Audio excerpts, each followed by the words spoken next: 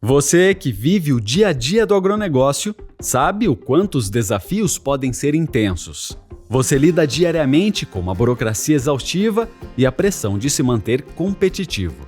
Além disso, a sucessão familiar, com seus conflitos de gerações, exige um equilíbrio entre o respeito ao passado e a urgência da inovação. E quando somamos a isso a dificuldade de incorporar novas tecnologias que impulsionam a produtividade, as limitações que travam seu crescimento profissional se tornam mais evidentes. Em meio a essa rotina, é natural sentir que cada obstáculo pesa demais. Mas saiba que você não está sozinho. Cada dificuldade é uma oportunidade para transformar seu negócio e sua vida. Se identificou com isso? Então essa aula é para você. Vamos transformar esses desafios em estratégias de sucesso para a sua carreira. Aproveite! Olá pessoal, hoje nós teremos uma aula muito especial sobre tendências no agronegócio. Eu sou Ricardo Harbes, professor do MBA em Agronegócios da USP-Exalc, e hoje vai ser um prazer compartilhar com vocês informações sobre esse setor tão importante. Essa aula vai ser dividida da seguinte maneira. Inicialmente nós vamos começar entendendo o cenário atual. Na sequência eu vou falar um pouco sobre a minha trajetória e como ela se conecta com o MBA USP-Exalc. Depois nós vamos diretamente para o conteúdo mais robusto, falando das tendências para 2025 e o que esperar nos próximos anos. E depois eu vou trazer alguns cases de sucessos de alunos que já passaram pelo MBA em Agronegócios da USP-Exalc. E aqueles que nos acompanharem até o final terão uma surpresa, uma oportunidade de formação e também um brinde muito especial que vai ser apresentado até o final pela nossa mediadora, a Soraya. Então vamos começar? Pessoal, é muito natural que alguns de vocês tenham receio sobre o impacto da tecnologia nesse setor. Surgem dúvidas, por exemplo, quanto à inteligência artificial. Essas dúvidas são muito legítimas com tantas inovações que nós temos, por exemplo, em relação à agricultura de precisão, à agricultura digital, muitas inovações biológicas, inclusive, que surgem no setor. E outro fator que também preocupa muito as pessoas que atuam na área é a falta de planejamento. Isso é algo que preocupa tanto os produtores rurais, como também outros agentes que tratam do agronegócio. As pessoas que trabalham em instituições financeiras, que financiam o agronegócio, se preocupam muito com aspectos de gestão financeira, gestão de custos, e é justamente por esse motivo que nós temos algumas disciplinas no nosso curso voltadas à área de planejamento, como gestão financeira no agronegócio, gestão de custos no agronegócio e com ênfase especial também na questão da sucessão familiar. Como planejar a sucessão familiar. Esse também é um aspecto tratado em uma série de disciplinas que nós temos no módulo de práticas de governança e sucessão familiar. Mas a boa notícia que eu tenho para vocês é que vocês não estão sozinhos nesse cenário. Muitos dos alunos que já passaram pelo MBA USP-Exalc também se depararam com esse tipo de dificuldade e conseguiram superá-las, sabe? Um exemplo que eu tenho muito interessante é o da Marielle Biff. A Marielle Biff foi aluna do MBA em Agronegócios já há alguns anos. Eu me recordo bem porque ela sempre participava das nossas aulas à distância, ativamente encaminhando dúvidas no chat, se comunicando com os docentes do curso e participava muito de eventos presenciais que nós tínhamos para efeito de defesa dos TCCs. Sempre muito engajada, sempre fazendo networking, conversando com os colegas de turma e também com os docentes do curso de MBA em Agronegócios. Ela foi ali conquistando o seu espaço, foi se desenvolvendo profissionalmente e hoje ela é uma palestrante muito reconhecida no setor, publicou já 2 livros, Mulheres do Agro e Caminhos da Sucessão, que tratam do setor e são referência no setor. E é um grande exemplo, né, de que com dedicação, conhecimento certo, aplicado na medida certa e que com muito esforço nós conseguimos nos inserir nesse contexto do agro e conseguimos também encontrar espaço para o desenvolvimento profissional. Esse é apenas um dos exemplos que nós temos de atuação nesse setor tão importante que é o agronegócio, e nós trouxemos aqui algumas notícias que ilustram bem a grandeza do agronegócio. Eu vou compartilhar algumas dessas notícias com vocês. O agronegócio brasileiro continua em expansão. E nos próximos 10 anos, a produção de grãos deve crescer 27%, atingindo 379 milhões de toneladas. Esse avanço será impulsionado principalmente pela soja, milho de segunda safra e trigo. E falando em crescimento, a Confederação da Agricultura e Pecuária do Brasil, CNA, projeta um aumento de 5% no PIB do agronegócio em 2025. Esse avanço viria após um ano desafiador, marcado pela quebra de safra de soja e de milho em 2024. E quando o assunto é exportação, o São Paulo assumiu a liderança no ranking nacional em 2024. Nos primeiros 9 meses do ano, as exportações do agronegócio paulista cresceram 9,2%, atingindo 22,7 bilhões. Isso representa 18% do total nacional, ultrapassando o Mato Grosso, que tradicionalmente ocupava o primeiro lugar. Essas reportagens apenas ilustram a grandeza do agronegócio brasileiro e dão uma ideia do tipo de oportunidade que surge. Ao longo da exposição de hoje, nós vamos explorar aqui algumas dessas oportunidades no setor para você que já atua ou que pretende atuar no agronegócio brasileiro. Mas antes disso, vocês podem estar se perguntando, quem sou eu para estar aqui falando sobre o agronegócio? Então eu gostaria de compartilhar com vocês também um pouco da minha trajetória profissional. Muito bem, inicialmente, logo após a minha formação, eu não atuava ainda no agronegócio. Apesar de ter uma família com origem no agronegócio, os avós produtores rurais principalmente, eu atuava no setor automobilístico, tinha formação em ciências econômicas e trabalhava mais especificamente na área comercial, ou seja, absolutamente nada a ver com agronegócio, apenas algumas pequenas conexões. Mas a partir do meu irmão mais novo, que na época fazia engenharia agronômica na Exalc, aqui em Piracicaba, eu passei a ter contato com o setor, passei a me interessar bastante e identificar talvez algumas possibilidades de atuação. E aí, já que eu não tinha feito a minha graduação na Exalc, eu concebi um plano de fazer a pós-graduação, pelo menos na Exalc, na área de economia aplicada ao agronegócio. Foi aí que eu vim para Piracicaba no ano de 2011, comecei a fazer o mestrado sob orientação do professor Geraldo Barros, ele é uma referência importante do setor, é coordenador do CPE, e ali nós começamos a realizar um trabalho muito voltado ao setor de biodiesel. Esse trabalho, posteriormente, ele foi reconhecido pela Sociedade Brasileira de Economia Rural. Junto ao professor Geraldo Barros, eu desenvolvi um trabalho voltado ao setor de biodiesel. Posteriormente, esse trabalho foi reconhecido pela Sociedade Brasileira de Economia, Administração e Sociologia Rural, a SOBER. Concluímos essa jornada do mestrado com relativo sucesso e aí eu comecei o doutorado sob orientação do professor Carlos Baixa, que é o atual coordenador deste MBA em agronegócio, sobre o qual nós estamos falando aqui.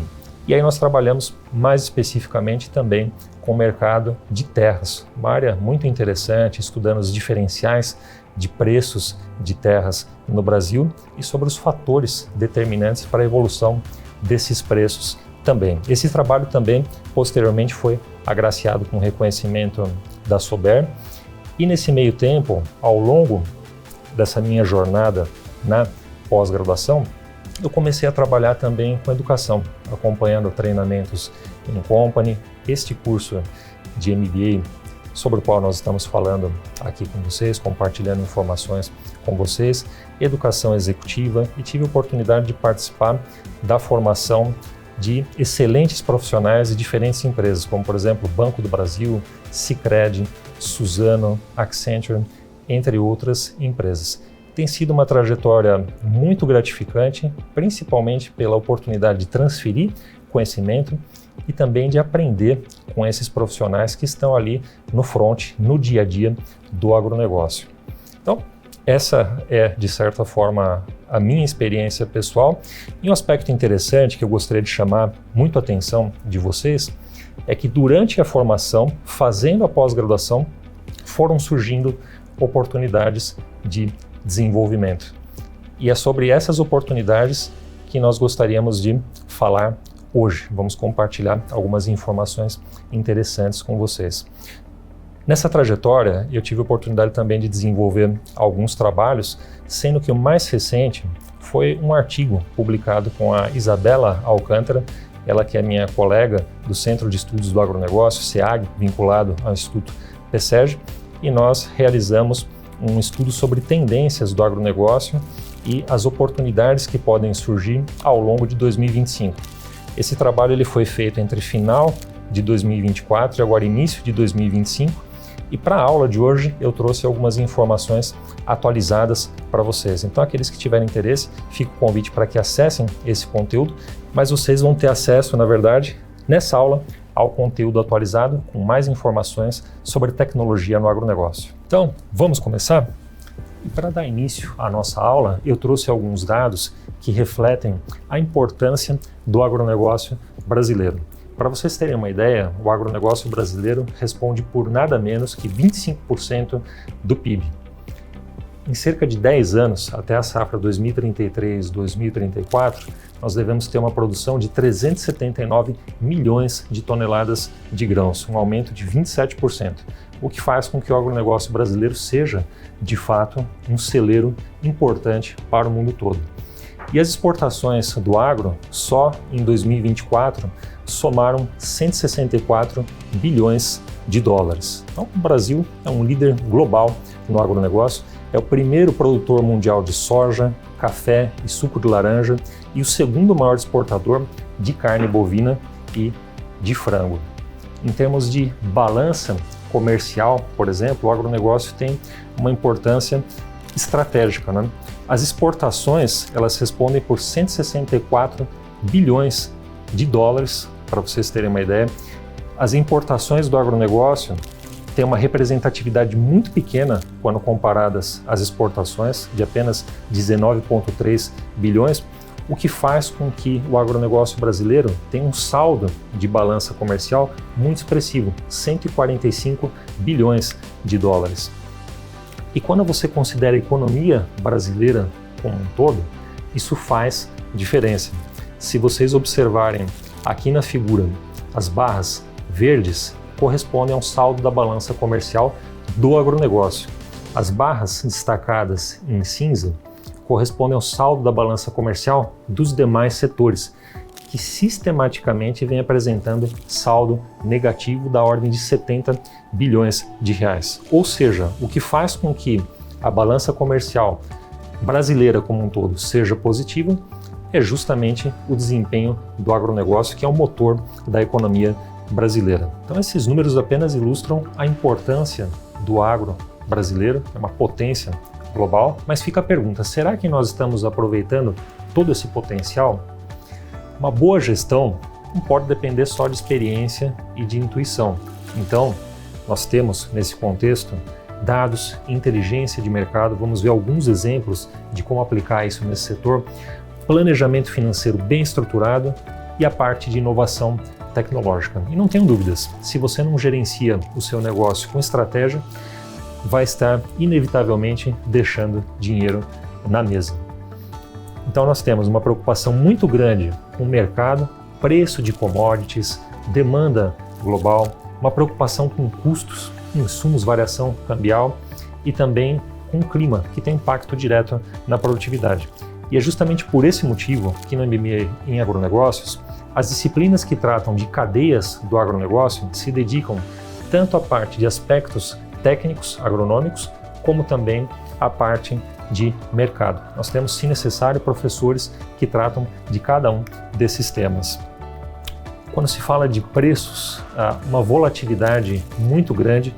Observem que em 2022 nós tivemos um contexto favorável de preços elevados, principalmente no início desse ano, mas que agora em 2024 não foi um cenário tão favorável. E 2025 talvez não seja também favorável por conta de uma expectativa de super safra nos principais países produtores, com destaque para Estados Unidos, Brasil, que deve ter uma produção estimada em 169 milhões de toneladas, e também na Argentina.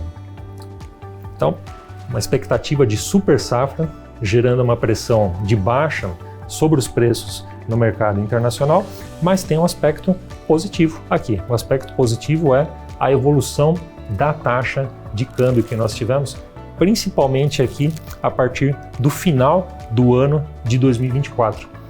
Vocês notam aqui na figura, né, a linha em vermelho ilustra essa evolução da taxa de câmbio em 2024, bem diferente do cenário que nós tivemos em 2023, que é a linha azul. Agora, isso pode representar também alguns desafios para o agronegócio. No início de 2025, nós tivemos uma pequena tendência de valorização, ou seja, essa cotação que chegou a R$ 6,29 no dia 19 de dezembro de 2024, ela veio caindo no início do ano e mais recentemente o dólar encerrou cotado a R$ 5,75 aproximadamente, o que ainda é uma taxa de câmbio bem favorável ao agronegócio e, de acordo com estimativas do CPEA, deve se manter ao longo do ano acima de R$ 5,50. Mas isso traz também algumas preocupações. Então o produtor ele vai ter que reservar uma especial atenção à compra de insumos e à comercialização. O momento certo de comprar os insumos e o momento certo de comercializar a sua produção. Nesse sentido, a comercialização antecipada dessa safra de 2024 a 2025 pode ser uma boa alternativa. Essa estratégia ela pode ser combinada com operações de hedge, né, reservando-se parte da produção para venda na entre-safra, aproveitando esse momento que pode ser um momento de preços favoráveis. Com essa expectativa de oferta abundante e custos de produção ainda muito elevados, esses dois fatores, comercialização e produtividade, serão essenciais. E um detalhe aqui, um ponto de atenção, essa moeda desvalorizada, apesar de ser favorável para a venda dos produtos agrícolas, ela também traz uma preocupação com o custo de aquisição dos insumos da safra de 2025 e 2026, a próxima safra, que vai exigir também bastante atenção. Tudo isso remete a essa necessidade de planejamento, a essa necessidade de controle de custos, de gestão financeira, que são todos temas tratados no curso de MBA em agronegócios, bem como a questão da sucessão familiar. Quando se trata de sucessão familiar, a grande pergunta é: será que a minha família está preparada? Não preparar a próxima geração é algo que pode colocar praticamente tudo a perder. Todo aquele patrimônio que exigiu muita luta, muita dedicação do patriarca e da matriarca da família pode ser perdido. Mas o que fazer? Então, essa necessidade de preparar os sucessores, de profissionalizar a administração e de inovar para garantir a longevidade do negócio. Quando se fala em transmissão do patrimônio, há uma preocupação muito grande também com a fatia que fica com o governo. Se nós observarmos a tendência internacional, é de alíquotas muito altas que incidem sobre a transmissão da herança. Vejam aqui, Japão com uma alíquota máxima de até 55%. Já pensaram nisso? Ao transmitir um imóvel seu, 55% do valor fica com o governo, ou pode ficar com o governo. Uma tendência que se observa também em outros países que aplicam essa alíquota progressiva. Coreia do Sul com 50%, França com 45%, Reino Unido 40%, enfim, outros países aqui como Estados Unidos, Espanha e Alemanha que aplicam de forma progressiva alíquotas superiores a 30%. Aqui no Brasil, qual é a alíquota para a transmissão da propriedade pensando em sucessão? Essa alíquota máxima hoje é de 8%. Então, um cenário bem diferente daquele que se observa em outros países, principalmente países desenvolvidos, mas atenção, isso deve mudar e deve mudar no curto prazo. Por quê? Porque a reforma tributária já mudou esse contexto. Nós tivemos uma pequena mudança no texto da própria Constituição que fez toda a diferença, onde se estabelece que o imposto sobre transmissão, causa mortes e doação vai ser progressivo em razão do valor do quinhão, do legado ou da doação. Qual o impacto aqui, pessoal? Alguns estados, como é o caso de São Paulo, trabalham com uma alíquota fixa menor, de 4%.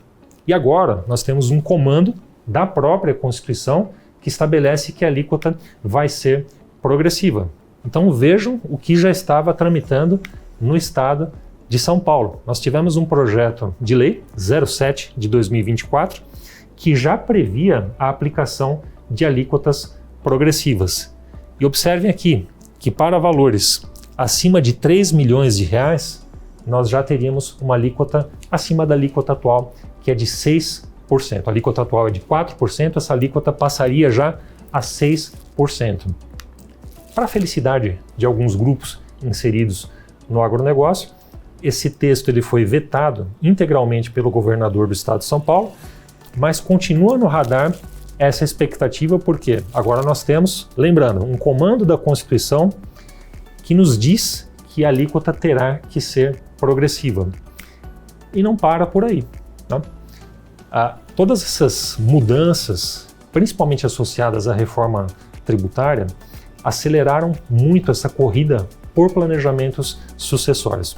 Em uma recente matéria do jornal Valor Econômico, nós temos aqui um destaque especial para o fato de que 17 estados e Distrito Federal já adotam alíquotas progressivas, mas outros estados, como é o caso de Alagoas, Amapá, Amazonas, Minas Gerais e São Paulo, ainda trabalham com alíquotas fixas.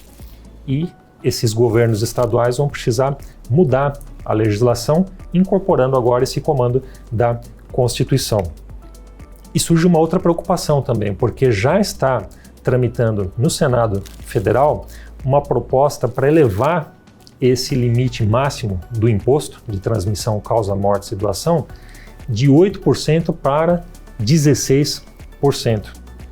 Isso traz à tona toda essa necessidade de planejamento, de, na medida do possível, buscar antecipar essa doação, essa transmissão e acompanhado de um preparo adequado desses sucessores. E aqui tem um aspecto central, que é o valor do patrimônio rural. Está muito associado a oscilações do mercado. Ou seja, quando eu tenho um boom no preço da soja, geralmente o preço do imóvel rural sobe bastante também. Passado esse momento, o preço ele não cai, mas ele permanece relativamente constante. E por uma característica que nós temos aqui no Brasil, o produtor rural ele tende a não ficar com muito lucro no final do período.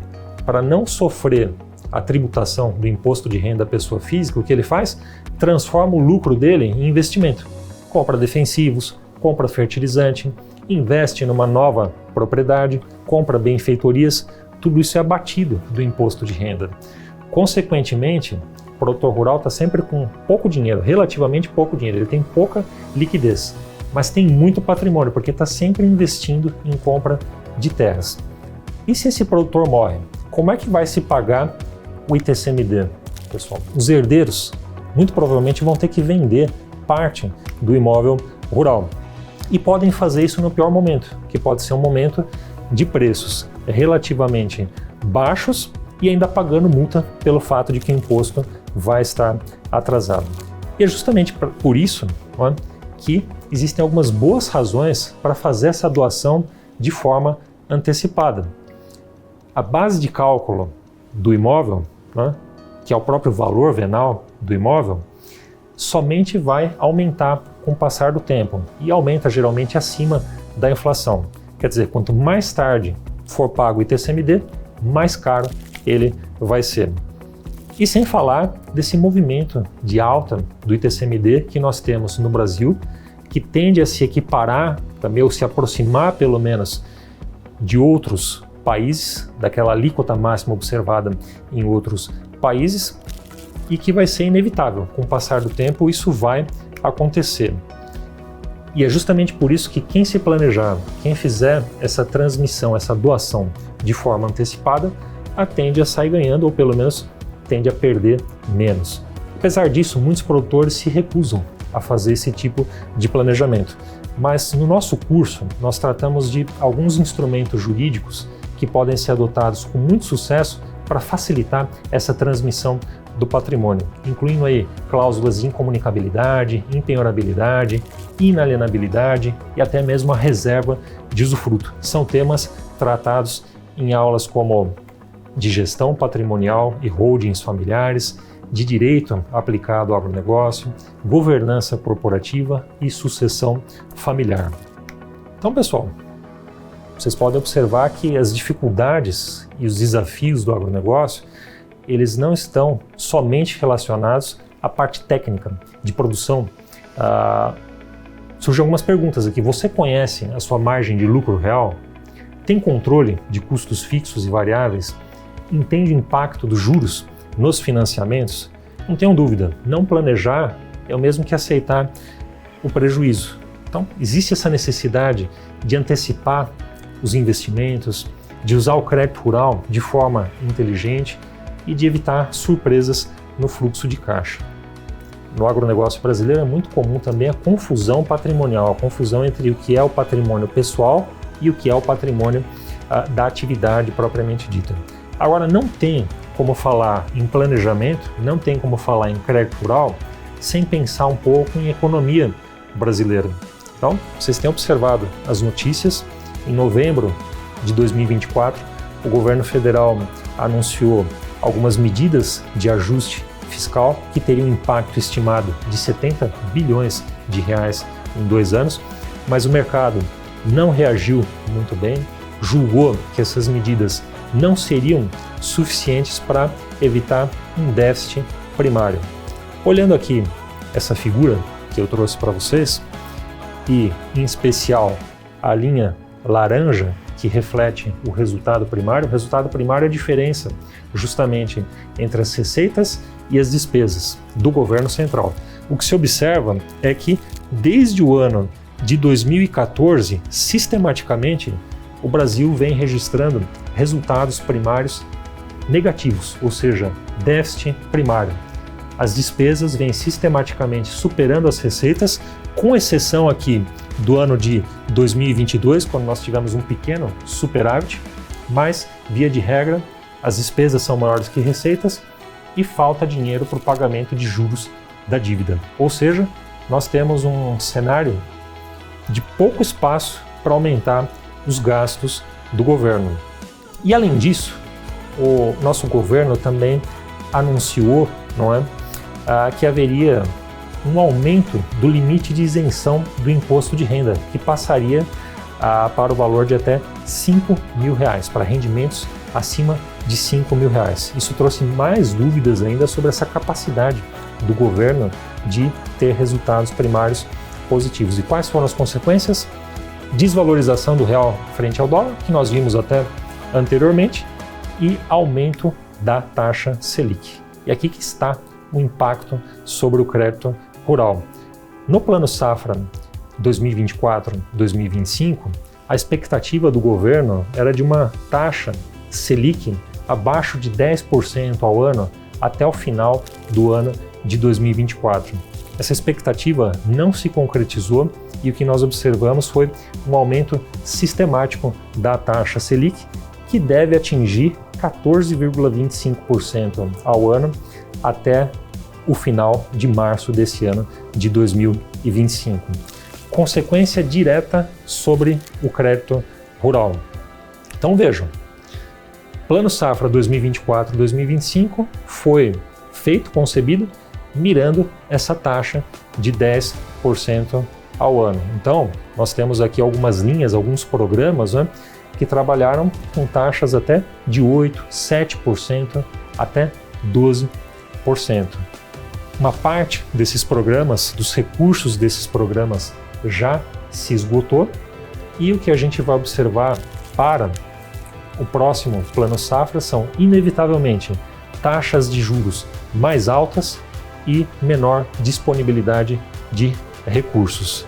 Por isso que o produtor rural deve estar muito preparado em relação a essa questão de planejamento, considerando o uso de recursos próprios e também o uso de crédito, que inevitavelmente vai ser mais caro. E falando em desafios, temos também a política comercial dos Estados Unidos. Desde que foi eleito, o presidente Donald Trump adotou medidas que deixaram o mundo bastante agitado. Algumas medidas recentes, a adoção de tarifas de 25% sobre importações de aço e de alumínio, já a partir de março desse ano. Um anúncio de tarifas de 25% sobre todas as importações do México e do Canadá, suspenso até o início de março e sujeito ainda à negociação. Tarifas adicionais de 10% sobre importações chinesas, isso é algo que já está em vigor desde 4 de fevereiro desse ano, e algo que pode e vai impactar o Brasil em cheio, que é a implementação de tarifas recíprocas. No comunicado feito por Donald Trump, ele inclusive chamou atenção para uma possível disparidade que existe hoje no caso do etanol. No caso do etanol, o Brasil cobra 18% em termos de tarifa de importação dos Estados Unidos, enquanto a tarifa praticada pelos Estados Unidos é de apenas 2,5%. Então isso já acendeu um sinal de alerta de parte das nossas autoridades, do Ministério da Agricultura também, em relação a essa política comercial dos Estados Unidos que pode dificultar o nosso acesso a esse mercado. Agora também existe um cenário possível interessante, que são justamente as medidas retaliatórias que a China vai adotar em relação a essas tarifas. Então a China já anunciou algumas medidas de retaliação, tarifas adicionais de 10% a 15% sobre importações de alguns produtos, petróleo, máquinas agrícolas, carvão, gás natural, e surge uma expectativa de que a China também possa aplicar tarifas sobre produtos agrícolas oriundos dos Estados Unidos, o que abriria um pouco mais de espaço para as exportações brasileiras. Essas medidas de tarifas adotadas pelos Estados Unidos, elas vão ter um efeito muito interessante, que é a inflação, o encarecimento do custo de vida do cidadão norte-americano.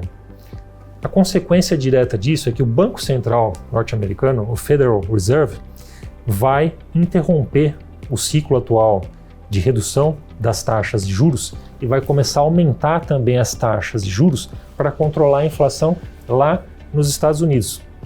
Isso vai exercer uma pressão adicional sobre as taxas de juros aqui no Brasil, porque de outro modo, você vai ter os investidores aportando recursos em títulos norte-americanos com uma remuneração mais elevada. Ou seja, a tendência de taxas de juros é apenas de aumentar, e isso tem impacto direto sobre o nosso crédito rural, custo de financiamento aqui no Brasil. Um aspecto interessante é que, como eu chamei a atenção, a resposta da China em relação a essas medidas pode ser muito interessante e pode, eventualmente, beneficiar o agronegócio brasileiro. Foi uma coisa que aconteceu durante o primeiro mandato de Donald Trump, especialmente entre os anos de 2018 e 2019. A China impôs tarifas sobre soja, algodão e carnes dos Estados Unidos, e isso acabou aumentando muito a demanda da China por produtos brasileiros. Só que o contexto de 2025 é um pouco diferente daquele do primeiro mandato de Donald Trump. Por quê? Porque a expectativa de crescimento da China não é tão grande, e além disso, a China vem implementando desde o ano passado uma política de autossuficiência, principalmente em relação a cereais e a oleaginosas, como é o caso da soja. Então, ainda que uma eventual retaliação da China tenha impacto positivo sobre as nossas vendas, esse impacto não vai ser tão pronunciado quanto foi no passado. E falando em pauta internacional, pessoal, outro ponto de atenção ao longo de 2025 é justamente a Lei Antidesmatamento da União Europeia, EUDR, que se aplica a diversos produtos agrícolas como café, cacau, carne bovina, soja, óleo de palma, borracha e madeira. É aplicável a produtos que entrem ou que sejam exportados da União Europeia, e esses produtos eles devem ser produzidos em áreas livres de desmatamento após o final do ano de 2020, ou seja, o que foi desmatado depois de dezembro de 2020, em tese, produtos oriundos de áreas desmatadas depois desse período não poderiam entrar na União Europeia. E como que eu controlo isso? Necessidade de geolocalização dessas áreas de produção das commodities.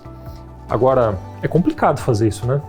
Rastrear isso, ter essa rastreabilidade, ter a certeza de que de fato o produto não é oriundo de área desmatada depois desse período.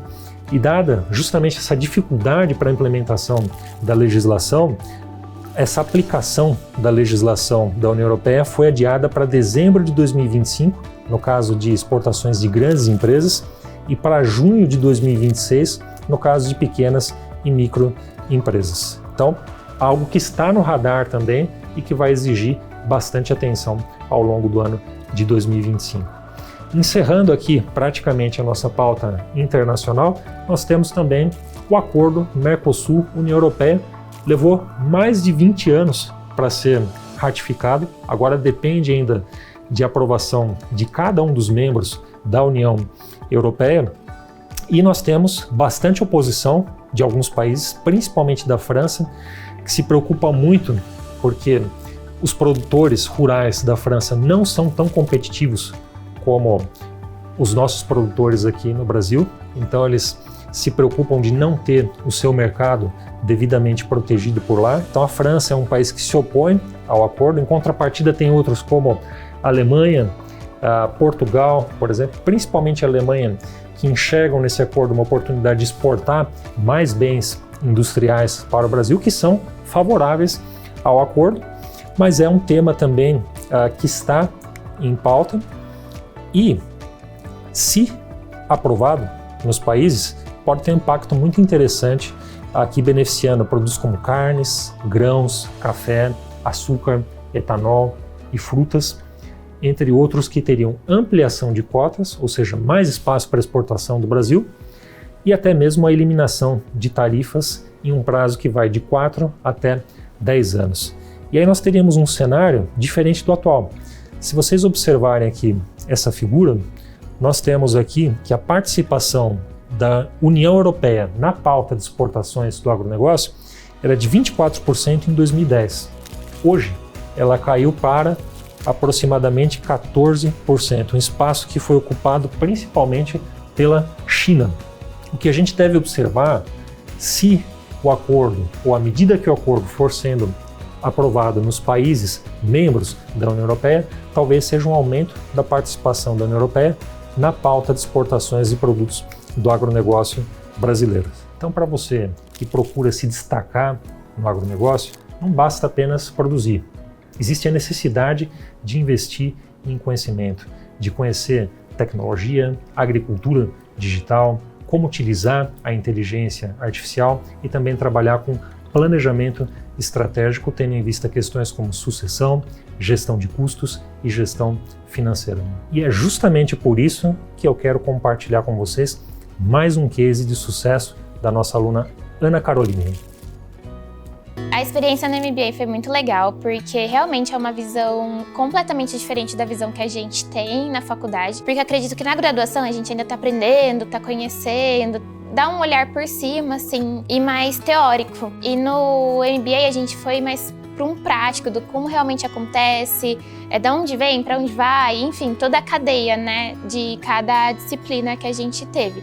Então eu achei que foi muito legal ter essa visão, e também uma visão mais voltada para o mercado de trabalho, porque quando a gente está na graduação a gente ainda não pensa muito nisso. Eu acho que é bem legal, assim, porque a gente conhece muita gente diferente, né? Saiu da nossa bolha, né? Na minha turma tinha advogado, tinha administrador, tinha até pessoas de publicidade, assim, então sai dessa bolha que até então eu só vivia com agrônomos, né? Começa a conhecer gente de banco, tinha também, então era bem legal, assim, eu acho que é muito importante ter essa interação tanto com os alunos e com os professores também, porque também nem todos os professores ali são do agro, por exemplo, os que deram aula pra gente de marketing, gestão de pessoas, às vezes também não são tão focados só no agro, assim, né? Eles trazem experiência de outras áreas. E às vezes coisas que funcionam em outras áreas podem funcionar no agro também. Então é legal você ter esse acesso a pessoas que têm visões diferentes da sua. Mas eu lembro que uma das últimas aulas foi, eu não vou lembrar o nome da professora, mas foi sobre técnicas de apresentação, porque já era próximo da apresentação do nosso TCC, né, da monografia. E ela deu várias dicas, assim, que eu achei muito interessante. E não só ali para a hora da apresentação, mas para o nosso dia a dia, até como responder um e-mail e tal. Eu falei, nossa, tipo, nunca ia parado para pensar nisso ou procurado alguém para perguntar qual é a melhor forma de me despedir no e-mail, sei lá, alguma coisa assim. E eu achei que foi muito legal, sabe? Porque ela trouxe coisas que eu lembro até hoje, assim, quando eu vou fazer uma apresentação ou quando eu vou responder algum e-mail e tal. Então achei que foi muito... Era uma coisa que eu não esperava, não sabia que ia ter no curso. Foi a última aula e eu achei que foi muito importante, assim. Logo que Ana Caroline se formou em agronomia, ela ainda se sentia um pouco perdida. Vejam que ela já tinha conhecimento sobre a produção primária, sobre as atividades realizadas no campo, mas foi justamente no MBA Agronegócio que ela passou a ter contato com uma série de outras atividades e posições que ela poderia assumir nesse contexto, muito relacionadas à comunicação, marketing, inteligência de mercado. E o mais interessante é que justamente durante a formação dela surgiu a oportunidade de começar a desenvolver o setor de marketing dentro de uma pequena empresa. E ela pôde, de certa forma, liderar esse processo na empresa, trabalhando com campanhas de marketing, trabalhando com a divulgação adequada dos produtos, e é uma história de sucesso. Ela obteve bastante sucesso, conseguiu assumir essa responsabilidade, superou esses desafios e constitui um bom exemplo daquilo que vocês também podem superar. De certa forma, tem até um paralelo com a minha trajetória, que durante a pós-graduação eu também tive a oportunidade de dar início a essa minha trajetória associada ao setor e de me desenvolver também na área de educação aplicada também ao agronegócio. E se você chegou até aqui, é porque você tem interesse também em abraçar a tecnologia, em trabalhar com inovação, em se especializar em gestão, ou seja, você é um profissional que busca se aperfeiçoar. E nós temos espaço para você no curso de MBA em agronegócio. Mas antes de nós encerrarmos essa exposição de hoje, eu gostaria de chamar a nossa querida mediadora, a Soraya, porque ela vai compartilhar com vocês uma notícia muito importante, uma surpresa aqui, um prêmio para vocês que nos acompanharam até o final dessa aula especial sobre o agronegócio. Olá, meu nome é Soraya Fess, eu sou mediadora do curso de MBA USP-Exalc e eu não preciso nem dizer para vocês que a USP é considerada a melhor da América Latina em termos de qualidade e excelência. Nós podemos perceber que essa marca faz um diferencial na carreira de vocês. E eu já vi milhões de situações acontecerem assim dentro da sala de aula e com os nossos alunos. Essa excelência ela é trazida para um ambiente virtual com professores extremamente renomados do mercado, o que impacta diretamente no aprendizado de vocês. Além do curso de agronegócio, nós temos diversos outros, como gestão, vendas e educação. Nós já sabemos que o agronegócio está cada vez mais competitivo, seja no Brasil ou no mundo. E para que você possa sair na frente, nós trazemos aqui um diferencial muito interessante, que é misturar a prática com a teoria. E isso faz com que você domine todo o processo dessa cadeia, seja aí por meio da gestão, das tendências, e isso ajuda a impactar a diminuição dos custos, a melhorar e modernizar o seu processo. Então, o nosso diferencial envolve aulas 100% ao vivo, com interação direta com o professor aí por meio das suas perguntas. E além disso, nós temos network com profissionais do setor, professores renomados que vivenciam o mercado. E o melhor, certificado USP. Olha só, essa é uma das perguntas que eu recebo direto. Será que esse curso é para mim, mesmo não tendo formação em agronegócio? Pois eu vou te ajudar a esclarecer. Esse curso é para você e você deve fazer, porque o agro não precisa apenas de pessoas que trabalham no campo, mas sim de uma equipe mais completa que trabalha com gestão, com finanças, com projetos. Então, esse curso é para você. Tem um pequeno negócio, faz sentido para mim? Faz sentido, porque a gestão estratégica não é só para grandes empresas, mas também para você que tem uma pequena empresa. Assim você consegue fazer a gestão da sua empresa, avançar cada vez mais e crescer no mercado. Curso online, será que eu vou aprender? Essa é uma grande vantagem. Você consegue interagir ao vivo com os professores e tirar a sua dúvida. Ou então, se você não conseguir assistir, a aula fica gravada para você rever quantas vezes você quiser. Agora, vamos falar de uma coisa muito importante: garantir a sua inscrição sem dor de cabeça. Nós facilitamos ao máximo o pagamento para quem quer fazer parte deste MBA e crescer dentro do agronegócio. O parcelamento é sem juros, pouco mais de R$ 500 por mês. E são diversas as formas de pagamento, por boleto, cartão de crédito, como você preferir. Para você fazer parte de um ecossistema MBA USP-Exalc, tem apenas uma taxa de R$ 100.